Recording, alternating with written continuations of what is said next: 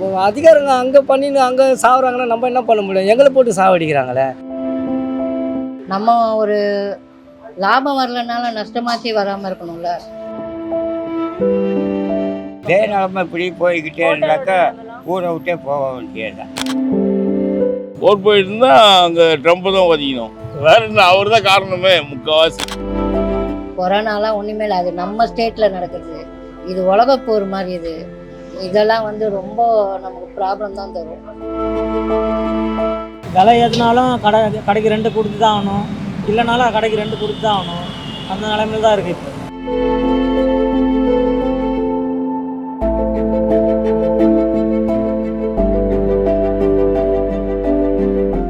மத்திய கிழக்குல ஏற்படுற போர்னால கொரோனா விட பெரிய பாதிப்பு ஏற்பட வாய்ப்பு இருக்கா?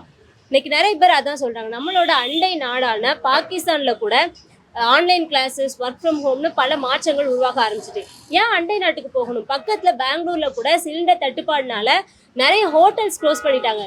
பெங்களூரை விடுங்க, சென்னையில கூட நிறைய ஹோட்டல்ஸ் இப்போ க்ளோஸ் பண்ணிட்டாங்க. விலை ஒரு வாரத்திலேயே 500, 600ன்னு சொல்லி ரேட்டு படிப்படியாக கூடிட்டே இருக்கு. எப்படி சமாளிக்க முடியும்னு நிறைய ஹோட்டல் உரிமையாளர்களோட கதறலாம் இப்போ இருக்கு. நம்ம இன்னைக்கு சில ஹோட்டல் உரிமையாளர்கள் கிட்ட போய் எந்த மாதிரியான பிரச்சனைகள் அவங்க சந்திக்கிறாங்கிறத பத்தி நம்ம கேட்டு தெரிஞ்சுக்கலாம். அண்ணா, இன்னைக்கு நிலவரப்படி ஒரு கமர்ஷியல் சிலிண்டரோட ரேட் எவ்வளோ இருக்கும்? இன்னைக்கு 2500 ஆகுது. ஃபர்ஸ்ட் 1800 தான் இருந்து, மேலே அதிகமாக இருக்கு. போன வாரத்தை கம்பேர் பண்ணும்போது எவ்வளோ இருக்கு? போன வாரத்தை 500 அதிகமாக இருக்கு. ஒரு வாரத்தில் அதிகமாக இருக்கு. வீட்டு சிலிண்டரே ஏறிக்குதுமா, வீட்டு சிலிண்டரே ஏறிக்குது. ஆட்டோக்கு போகிற கேஸ் ஒரு பங்கில் 64 ரூபா, ஒரு பங்கில் 74 ரூபா. அதே போல் பெட்ரோலும் ஏறிக்குது. எல்பிஜி கேஸ் ஒரு இடத்துல 64 ரூபான்றாங்க, ஒரு இடத்துல 10 ரூபா 5 ரூபா ஏற்றுறாங்க. இது இன்னும் கண்ட்ரோல் இல்லாமல் போகுது. எங்கோ வெளிநாட்டில் சண்டை ஆட்டுக்கும் எங்களுக்கும் இது எந்த ஒரு பிரச்சனை இருந்தாலும் எங்கள் ஆட்டோக்காரங்களுக்கு தான் இந்த மாதிரி நம்மளை மாதிரி எளிமையான ஆளுங்களுக்கு தான் பிரச்சனையே நடக்குதுமா. இப்போ அதிகாரங்க அங்கே பண்ணின்னு அங்கே சாகுறாங்கன்னா நம்ம என்ன பண்ண முடியும்? எங்களை போட்டு சாவடிக்கிறாங்களே. 5 ரூபா குடிக்குது, ஒரு பங்கில் 7 ரூபா குடிக்குது. ஒரு பங்கில் 5 ரூபா ஏற்றுறாங்க, ஒரு பங்கில் 7 ரூபா ஏற்றிருக்காங்க. பங்குக்கு மாறி மாறி ஏற்றுங்க. 2000 சில்லற ரூபா சொல்கிறாங்கம்மா. போன வாரத்தை கம்பேர் பண்ணும்போது போன வாரத்தில் கன்ஃபார்ம் பண்ணும்போது 1800 சில்லற. எவ்வளோ கூடி இருக்கு? 700 சில்லற. 700 சில்லற கூடி. ஆமாம். இப்போ இந்த விலை உயர்வு ஒரு பக்கம் இருந்தாலும் சிலிண்டர் இப்போ சப்ளை பண்ணுறாங்களா கேட்டால் உடனே இல்லை, சிலிண்டர் கிடைக்கலம்மா, டிமாண்டாக இருக்குது. வீட்டுக்கே சமையலுக்கே சிலிண்டர் டிமாண்டாக இருக்குது. ஹோட்டலுக்கு எப்படி கிடைக்கும்? நான் கிடைக்கலம்மா, ரொம்ப டிமாண்டு. திருமலைப்பள்ளி கோகஸ், வடபழனி கோகஸ், சாலிகிராமம் கோகஸ், ஸ்கைவாக் கோகஸ் எல்லாம் மூடி தான் இருக்குது. இன்னும் எல்லாமே காலியாகி எல்லாம் மூடி இருக்க, போர்டே வச்சுருக்காங்க. சிலிண்டர் இப்போ அமௌண்ட்டு கொடுத்தா கூட சிலிண்டரே இப்போ கிடைக்கல. சிலிண்டரே தட்டுப்பாடு. இப்போ சிலிண்டரே இன்னும் கொஞ்ச நாளில் ஸ்டாப் ஆகிடும்ன்றாங்க. இப்போ என்ன நம்ம அமௌண்ட்டு கொடுத்தாலும் சிலிண்டரும் இனியுமே கிடைக்காதான்.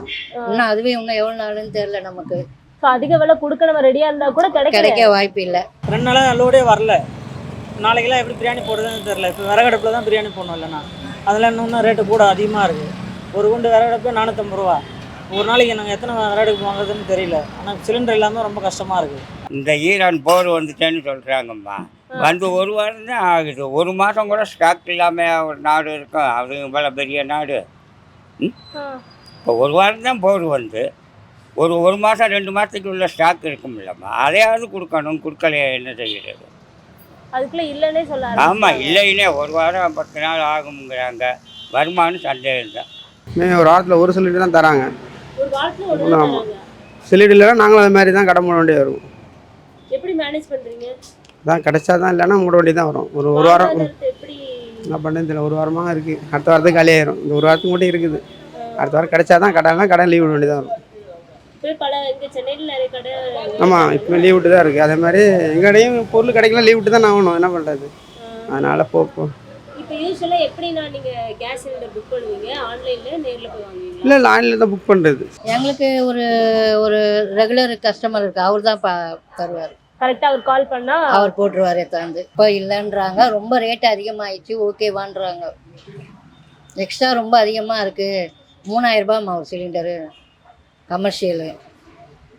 ஓகேவா அப்படின்னா எடுத்தாந்து போடுறேன்றாங்க. என்ன பண்ண முடியும்? வாங்கி தானே ஆகணும்.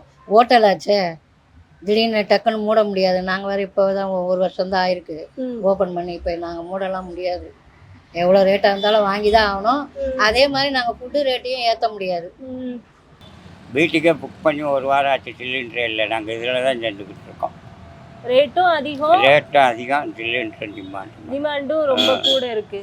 இப்போ பெங்களூர்ல வந்து சிலிண்டர் தட்டுப்பாடுனால மொத்தமா கடை எல்லாமே க்ளோஸ் பண்ணிட்டாங்க போல ஹோட்டல்ல. அந்த நிலைமைக்கு வரும்னு நினைக்கிறீங்களா? கண்டிப்பாக இப்படி போனால் நாங்கள்லாம் ஒன்றும் பண்ண முடியாதம்மா. இது என்ன கிடைக்கும்? நாங்கள் இந்த சிம்பிளாக தான் வச்சு பார்த்துக்கிட்டு இருக்கோம். வேறு அதுதான் செய்யணும். செஞ்சாலும் எங்களுக்கும் வேறு வழி இல்லையே, இதுதான் தொழில். இப்போ ஒரு வாரத்துக்கு இருக்குது. இந்த வாரம் காலி ஆச்சுன்னா அடுத்த வாரம் லோடு இல்லைன்னா ஒன்றும் பண்ண முடியாது. தந்தால் தான், இல்லைன்னா லீவு தான். கடை ஓட முடியும். நான் வாடகை கொடுக்கணும், கடை வாடகை கொடுக்கணும், வீட்டு வாடகை, சாப்பாடு, பசங்கள்லாம் இருக்கிறாங்கலாம் நான் பார்க்கணும். நான் பண்ணுறது கவர்மெண்ட். ஓகேண்ணா. இப்போ இந்த மாதிரி ரேட்டு கூடுனதுனால ஏதாவது சாப்பாடு பொருளோட ரேட்டு கூட்ட வேண்டியது இது நாங்கள் கூட்டல. இதுமாரி வந்தால் கூட்ட வேண்டிய சூழ்நிலை வந்தாலும் வரும். ஆமாம் ஆமாம், கண்டிப்பாக வரும். ஆமாம், விலைவாசி அதிகமாக நாங்கள் என்ன பண்ணுறது? எவ்வளோ தான் நாங்கள் கையில் இருந்து போகிறோம். அதனால கொஞ்சம் விலைவாசி அதிகமாக வரும். இப்போ வந்து மேற்கு ஆசியாவில் இப்படி தொடர்ந்து போர் நடந்துட்டே இருந்தா என்ன ஆகும்னு நினைக்கிறீங்க நீங்க? நம்ம நிலைமை ரொம்ப மோசமாகும். இருக்க இப்பயே சிலிண்டரு, அப்புறமா என்ன ஆகும், பெட்ரோலு. இப்போ பெட்ரோலும் தானே டிமாண்ட் ஆக போகுது. எல்லாமே டிமாண்டு தான். அப்புறமா ப்ரொவிஷன் நம்ம வாங்குற மளிகை சாமான் எல்லாமே ஏறும், உச்சக்கட்டத்துக்கு போகும். இந்த கொரோனா டைம் மாதிரி ஆகும்னு நினைக்கிறீங்களா? அதெல்லாம் ஒன்றுமே கிடையாது. இது அதை விட பெரிய விஷயம். கொரோனாலாம் ஒன்றுமே இல்லை. அது நம்ம ஸ்டேட்டில் நடக்கிறது. இது உலக போர் மாதிரி. இதெல்லாம் வந்து ரொம்ப நமக்கு ப்ராப்ளம் தான் தரும். நமக்கு ரொம்ப கஷ்டம் வரும். இதே நிலமை இப்படி போய்கிட்டே இருந்தாக்கா ஊரை விட்டே போக வேண்டியதுதான். கிராமத்து பக்கம் போய் எதையாவது ஒன்றை பார்த்துக்கிட்டு அங்கே ஏதாவது விறகு கொஞ்சம் பார்த்து எடுத்து தான் செய்யணும். டவுனில் இருக்க முடியாது. போர் போயிட்டு இருந்தால் அங்கே ட்ரம்ப்பு தான் ஒதுக்கணும். வேற என்ன, அவர் தான் காரணமே முக்கால்வாசி. இன்னும் ஏறும்னு தான் சொல்கிறாங்க. இது இன்னும் ஏறுமா? இன்னும் ஏறுமா?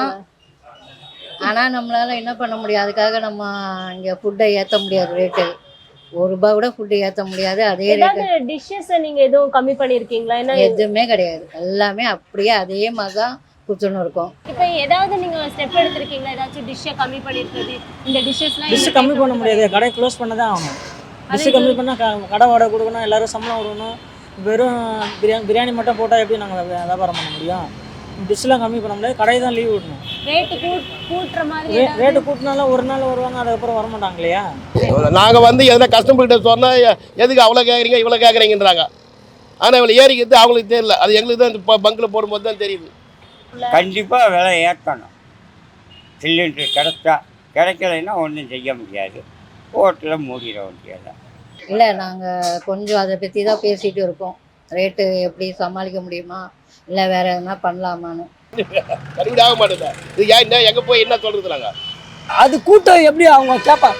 அதாவது ஒரு வீட்டு வேலை செய்கிறவங்க இங்கேருந்து ஒரு பக்கத்தில் ஒரு 1/2 கிலோமீட்டர் போகிறதுக்கு நாங்கள் மினிமம் வச்சுருப்போம் ஒரு ₹50. அவங்க அதை தவிர நாங்கள் எக்ஸ்ட்ரா கேட்க முடியாதுமா. பாவம் இல்லையா? எப்படி வாழ்வாதாரம் எப்படி இது பாதிக்கப்படும்? நிறைய பேருக்கு பாதிப்புட்டாமா. பெரிய ஹோட்டல் மூணுனா கூட ஒரு 100 பேர் வேலை செய்வாங்க. அவங்க குடும்பம் எப்படி பிழைக்கும்? பிழைக்காது இல்லை. ஆமாம். இப்போ சின்ன ஹோட்டல் சின்னம்னா எங்கள் குடும்பத்தில் நாங்கள் 4 பேர் இருக்கோம். மூடிட்டா 4 பேர் இந்த இதை 4 பேரும் பார்த்துக்கிட்டு இருக்கோம். என்ன செய்கிறதுன்னு ஒன்றுமே புரியலை. நம்ம ஒரு லாபம் வரலனால நஷ்டமாச்சு வராமல் இருக்கணும்ல. இப்போ அந்த நிலைமைக்கு தானே வருது. ரொம்ப பாதிச்சிருக்கலாமா? பின்னெல்லாம் அதாவது நாங்கள் ₹300 போட்டோன்னா 3 நாள் வண்டி ஓட்டுவேன். இப்போ இந்த குறிப்பிட்ட ஒரு 2-3 நாள் என்ன பண்ணாங்க, அடிக்க போனால் ₹400 ஏற்றினா கூட கேஸ் ஏறவும் மாட்டேது. கேட்டால் ரேட் ஏறிச்சின்னு சொல்லிட்டு இவன் கதை கொடுக்குறாமா. ரேட் போட்டுருந்தால் எங்களோட வாழ்வாதாரம்லாம் கொஞ்சம் இதுவாக கஷ்டமாக இருக்கும். நம்ம எப்படி நம்ம வியாபாரம் பண்ணி இது பண்ணுறது? விலை ஏற்றினாலும் கடைக்கு ரெண்டு கொடுத்து தான் ஆகணும், இல்லைனாலும் கடைக்கு ரெண்டு கொடுத்து தான் ஆகணும். அந்த நிலைமையில் தான் இருக்குது. இப்போ கவர்மெண்ட் இதுக்கு தான் எதனா சொல்யூஷன் பண்ணணும். அவங்க என்ன பண்ண ஸ்டெப் எடுக்க போகிறாங்கன்னு தெரியல. இல்லைன்னா இப்போ நிறைய இந்த பக்கத்துலலாம் கடை க்ளோஸில் தான் இருக்குது. பக்கத்தில் உங்களுக்கு சென்ட்ரல் கவர்மெண்ட்டு முடிஞ்ச அளவுக்கு பரவாயில்ல, ரொம்பலாம் ஏற்றாமல் ஓரளவுக்கு அவங்களால முடியாத பட்சத்தில் தான் ஏற்றுறாங்க. நம்ம சென்ட்ரல் கவர்மெண்டெல்லாம் குறை சொல்கிறதுக்கு எதுவுமே இல்லை. கவர்மெண்ட்டு நம்மளை ஹெல்ப் பண்ண மாட்டாங்க. கடைகள்லாம் ஏதோ மக்கள் வீட்டுக்குன்னா ஹெல்ப் பண்ணுவாங்க. கடைகளுக்கு எதுவும் செய்ய மாட்டாங்க. மாதிரி நிலைமை கவர்மெண்ட் என்னத்தம்மா செய்வாங்க? கவர்மெண்ட்டே கடங்கார கவர்மெண்ட்டாக இருக்குது. நமக்கு என்ன செய்கிறது சொல்லுங்க? நம்ம வளர்த்து தான் அவங்களுக்கு ஏதாவது செய்யணும். என்ன மாதிரி எத்தனை கொஞ்சம் பேராமல் இருக்காங்க, பல கோடி பேர் இருக்கிறதுல யாருக்கு கவர்மெண்ட்டு என்ன செய்ய முடியும் சொல்லுங்க? சாதாரணமாக ஒரு குடும்பம் நாங்கள் 4 பேருக்கே எங்களுக்கு மாதம் 30,000 ரூபா வேணுமா? வாடகை, கடை வாடகை, வீட்டு வாடகை, கரண்ட்டு பில்லு, சாப்பாட்டுக்குன்னு வரும்ல. அது உங்களுக்கே தெரியும், நான் என்ன சொல்லணும். ஒருவேளை சிலிண்டர் கிடைக்கல அப்படிங்கிற ஒரு நிலைமை வந்துச்சுன்னா மாற்று ஏற்பாடு எதுவும் வச்சிருக்கீங்களா? இண்டக்ஷன் அந்த மாதிரி அதுலலாம் சமைக்க முடியாது. இண்டக்ஷன்லாம் சமைக்க வாய்ப்பே கிடையாது. அடுப்பு ஒன்றா யூஸ் பண்ணலாம், அதுவும் நம்ம சிட்டியில் அதுவும் யூஸ் பண்ண முடியாது. ஊரில் ஒன்றா செட் ஆகும் அடுப்பெல்லாம், நமக்கு செட் ஆகாது. இது மாற்று ஏற்பாடு ஒன்றும் இல்லைம்மா. விறகு அடுப்பு வச்சு செய்யலாம்னா சிட்டியில் செய்ய முடியாது. நம்ம அடுப்பு பற்ற விட்டா ஒரே போக பக்கத்து வீட்டுக்கார சண்டைக்கு வந்துடுவாங்க. கொரோனாவில் ஏன்னா பக்கத்துல ஃபுல்லா நிறைய ஒர்க் ஃப்ரம் ஹோம் மாத்திட்டாங்க. பெங்களூர்ல ஃபுல்லா ஹோட்டல் க்ளோஸ். ஆமாம் மேடம், சாப்பாடு எல்லாமே எப்படி மேடம் ஒரு வாழ முடியும்? இப்போ கொரோனா மாதிரினா அது கொரோனா நோய் மருந்து கொடுத்து இது பண்ணிடலாம். சாப்பாடு எல்லாமே எத்தனை நாள் வாழ முடியும்? ஏன்னா அப்போ ஏன்னா காய்கறி தான் சாப்பிடணும் இல்லைன்னா அப்படி தான் இருக்குது. என்ன பண்ணுறது தெரியல, கடை க்ளோஸ் தான் இருக்கணும். ஆமாம், இங்கேயும் அப்படிதாம்மா இருக்குது. இங்கேயும் நிறைய பேர் க்ளோஸ் பண்ணுறாங்க. போர் முடிஞ்சால் கூட இப்போ 1 மாதம் இதே நிலைமையை இழுப்பாங்கம்மா. 1 வாரத்துக்கே ஸ்டாக் இல்லைன்னு இந்த மாதிரி பண்ணவங்க போர் முடிஞ்சால் 1 வாரம் ஆயிடும். அங்கேருந்து நமக்கு ஆயில் வர இங்கே ரெடி பண்ண அப்படின்னு 1 மாதம் ஆக்கிடுவாங்க. Subscribe to One India and never miss an update.